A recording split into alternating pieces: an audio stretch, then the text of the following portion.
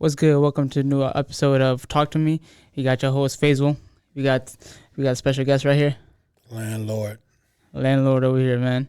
We got a special guest, man. What you been up to, man? Man, really just trying to stay busy, man. Still trying to always, build a team. Got a shop I'm working on in Ankeny. Trying to help build my manager up, Tiani over there at the headquarters barbershop in Ankeny. Mm. Um, been underneath construction, been open for a couple months. She's got not only the full time staff that I got right now, because I'm just trying to select and put the right team in place. You know what I'm saying? Yeah, Through my experience with this, with doing whatever, the right team in place is important. Not just trying to hire people just to hire people. yeah. You know?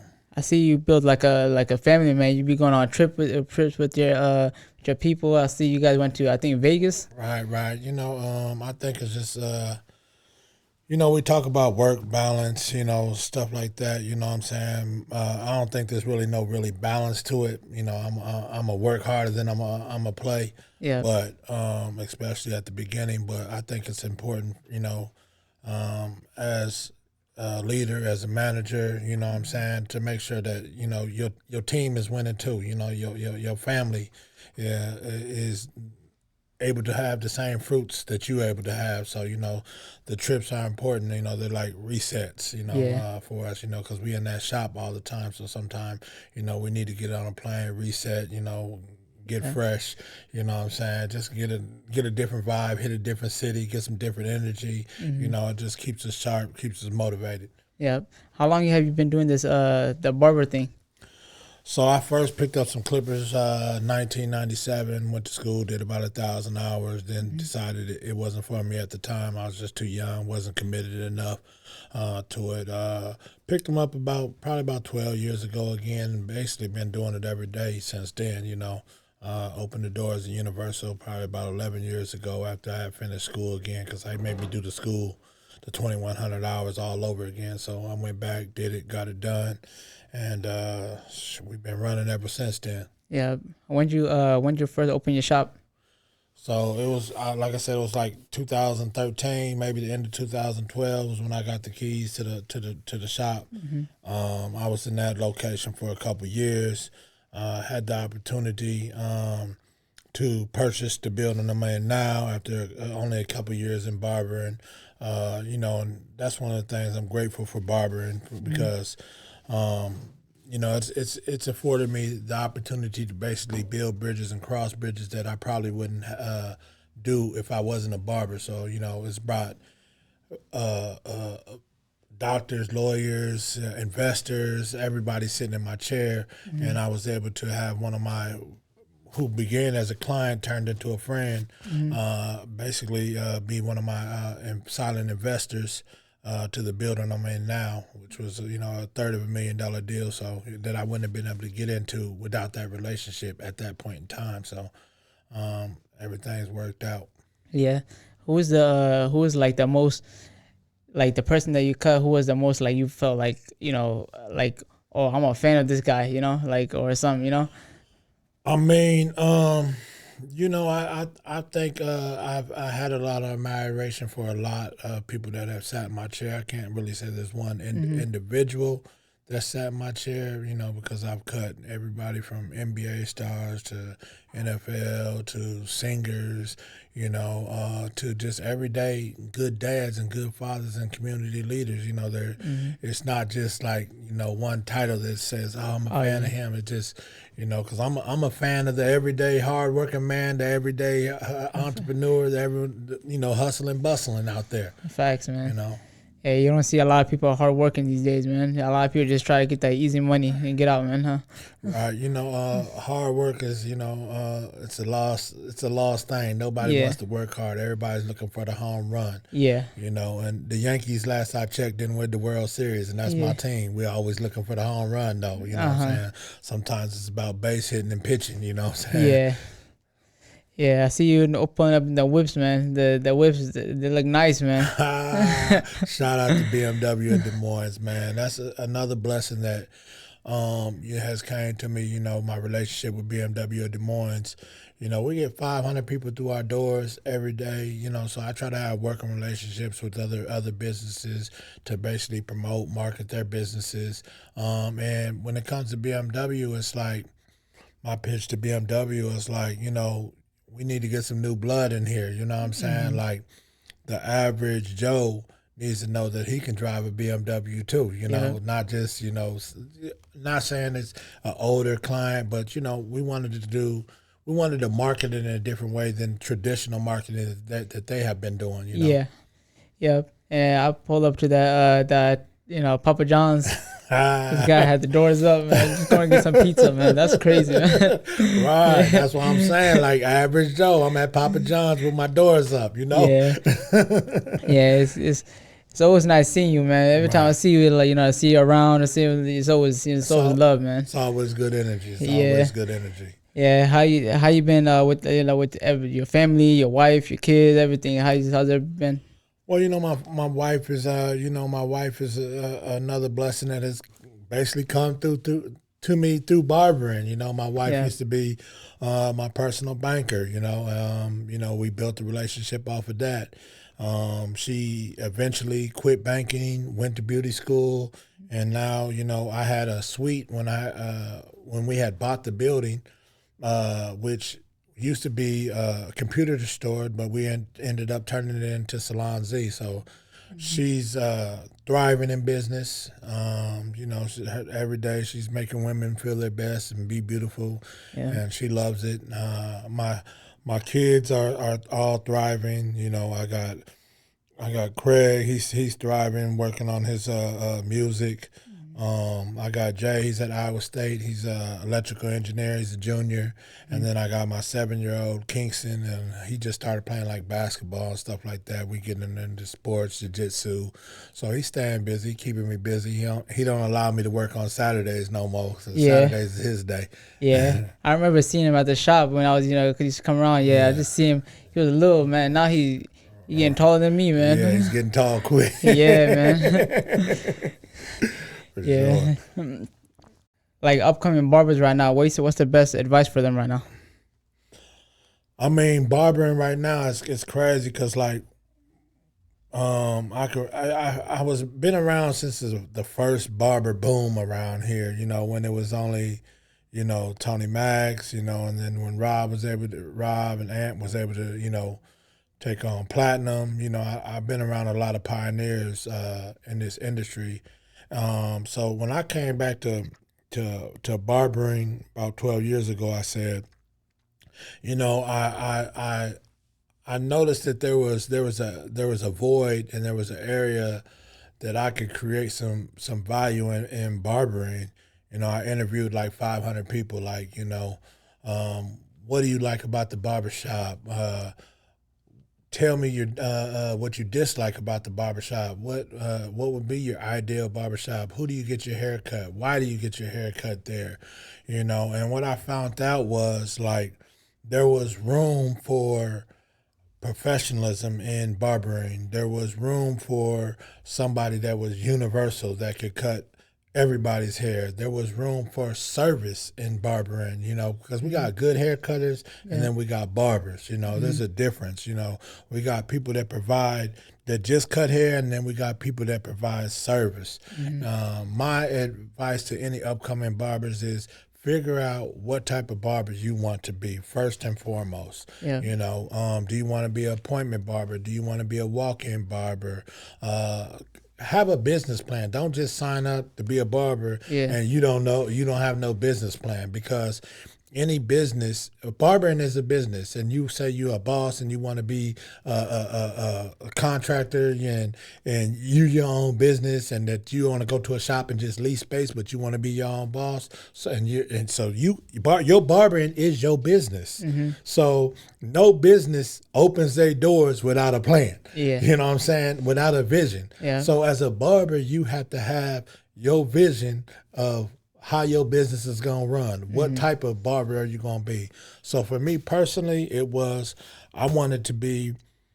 knew that, my demographic only make up 2% of the population. You know, Yeah. I couldn't compete with the Big Robs, the Blues. You know, there was the Tony Macs. I didn't want to compete with them for clientele. So I understood what type of clientele they had, Yeah. and then I targeted a different area. Yeah. You know, I knew that it was going to be rare for somebody in my demographic to be able to cut straight hair, to provide professionalism, to provide a good service. You know, I didn't want to be just a walk-in barber. I wanted to be an appointment barber because I understood that the people that are living the highest income per household, they're business people. You know, they have schedules. They don't have 3-4 hours to waste in the barbershop.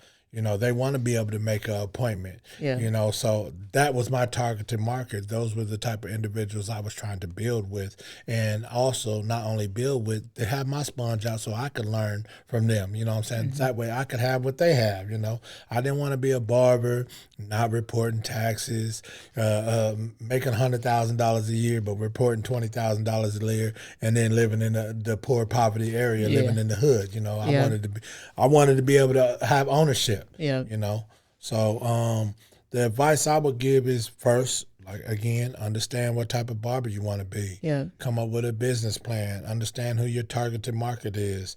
You know, Yeah. get some good mentors. You know. Yeah, but I see a lot of people going in there for like the money, you know. A lot of people going in there for the money. They go like, oh, you know, they make a lot of money. You go in there and then they're like, they don't really care for it. They just want the money. They just get in there for a little bit, you know, just get out. So They're money motivated. You know Yeah. what I'm saying? And the thing about being just simply money motivated, I mean, anybody can get motivated for a period of time for some money. You know, but then what about your consistency? You know what I'm Yeah. saying? How consistent are you gonna be? You know, after you get some money, y'all, I'm gone. I made $200. Now I'm gone for the day. Nah, but you left a lot of other more money on the table. You know, so with that, like, and again, we've seen, and you probably know some, we've seen a lot of barbers spend a year and a half in school. They were money motivated by the money that they seen barbers were making. Yeah. And then when they got out of school and had to put the work in, then what happened? They quit. Yeah. You know, they went to doing something illegally. They went to another job. They got a side job. They're working at the airport. You know what I'm saying? Yeah. They're doing something like that. I feel you, man. Yeah, I was this is one thing that people are talking about, like you know, you can't you know, get with other people, get, you know, collab with a different barbershop and all that stuff, you know. Like I see you cool with every barbershop, you know. You like you go to this barbershop, you go to this barbershop, you know. It's like I see you build a family, you know. Right. It's like this. I think in the barber industry, right? We're all brothers, we're all sisters, you know. Yeah. Like, it's a brotherhood, you know. We all in it for the same culture, right? We should be, at least. And I think that brotherhood helps improve. I want to, you like you seen me the other day. I was at Platinum. You Oh, know, yeah. Yeah. you know, there's times I just want to go over to Platinum and just get a different vibration. You know what I'm Yeah. saying? There's times I want to just go over there with my sponge. I may learn something from a newer barber. Yeah. I may learn something from an older barber. You know, I may pick Rob's brain about something. He may be picking my brain about Yeah. something. Basically, you know, iron sharpens iron, men sharpen iron men. So Yeah. we gonna stay. I'm gonna stay in the loop. What's going on in my field, in my industry, so that way I don't get caught being behind because I'm stuck in my box. Yeah. You know, I can only go here at the barbershop that I work at. Nah, you know what I'm saying? Some days you might probably catch me cutting in another barbershop just because I want to go over and cut today. Yeah. Like, hey, Rob, let me get a chair. You know, Habib, let me get a chair for the Yeah. day. You know what I'm saying? I want to just cut. I'm making a guest appearance over here. And I learned that from, like, my guy James Weatherford, you know. Shout out James, Wang Master, you know what I'm saying? Wang Master, you know, he would do the same thing, come down from Cedar Rapids, cut at Platinum, cut at Universal, you know, just that kind of, like, just keeps you fresh, you know what I'm saying? Like, man, let me go down here and cut for the weekend. You know what I'm saying? Let me go over here and cut. Different environment. Just a different vibration, you Yeah. know, and then at the same time, sharpen myself, Yeah. you know. You learn every day, man. Right, or if, you know, if I'm not sharpening myself, I'm helping and sharpen somebody else. Yeah. You know, because if you truly care about the culture, that's what you're gonna do. You know what Yeah. I'm saying? And that's why most of the barbers is comfortable coming into my shop. They're comfortable with me coming in their shop. You know, I ain't trying to steal your clients. Yeah. I ain't trying to steal your barbers. I don't care nothing about that. I love who loves me. You Mm-hmm. know what I'm saying? So at the end of the day, when it comes to like clients and stuff, look, there's clients born every day at the hospital. Yeah. You know, we can only cut so much. I can't cut everybody. Rob can't cut everybody. Habib can't cut Yeah. everybody. We just can't cut everybody. Most barbers, we're going to get burnt out standing on our feet. So as long as you got 200 friends, you should be good. Yeah. What's the most haircuts you've done in like a day? I want to say probably about anywhere from 25 to 30 heads Oh yeah. in one day. You know what I'm saying? Usually that's like a Easter Saturday, Yeah. Easter Friday. You know, when everybody's trying to get Yeah. their hair cut, or Some New New Year's. Year's, yeah. You know what I'm saying? Now I don't even try to cut like that on New Year's. On New Year's, I'm like, if I'm here, it's like I'm trying to cut 8 heads. I'm trying to give 8 people my best. Yeah. You know what I'm saying? Because the more you cut, it's just like running a race. If you run 100-yard dashes, Yeah. how you gonna be running the last 90, 100 yards? It's not gonna be the same. It's Your not. effort's not gonna be the same. So I'm mindful not to burn myself out. Yeah. Yeah, that's like a lot of people see the movie Barbershop. Yeah. Is you get that little culture, like yeah, like a lot of people go through barbershops and see what the vibes are. Right. Yeah, I go to every barbershop. I just go stick my head in there, just see. Yeah, it's a lot, especially Des Moines, a little smaller place. Yeah, everybody cool with each other. Right. Yeah, Right. it's pretty dope, man. Yeah. Again, like I love the culture of barber, and it's the community. That's why, me and Rob, we try to put on Clash of the Clippers just for the community, the barbers. And, then we host other barbers from other cities here. Yeah. I'm working with Marquez Tatum out of Milwaukee. We're talking about doing the mixtape fresh cut tour here, being part of that.